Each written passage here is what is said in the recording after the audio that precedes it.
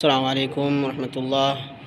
প্রিয় বন্ধুরা কেমন আছেন? আশা করি সবাই ভালো আছেন। আমিও ভালো আছি আল্লাহর রহমতে। আজকের ভিডিওটা ধামাকা হব, তে মনোযোগ দিয়ে শুনবেন আর নিজেও সবের ভাগীদার হবেন, অন্যকে সবের ভাগীদার সুবিধা করে দেবেন আর সর্বোচ্চ সবাই শেয়ার করবেন ভিডিওটা। তে শুরু করি। আউযু বিল্লাহি মিনাশ শাইতানির রাজীম। বিসমিল্লাহির রহমানির রহিম।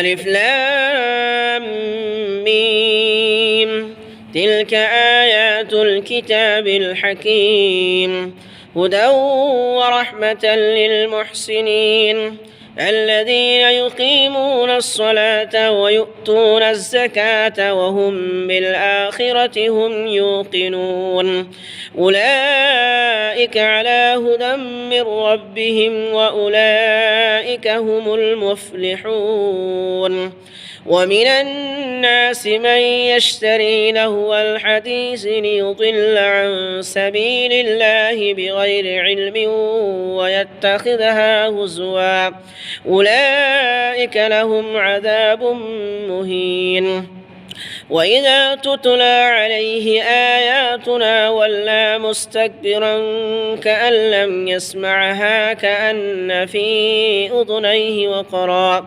فبشره بعذاب أليم إن الذين آمنوا وعملوا الصالحات لهم جنات النعيم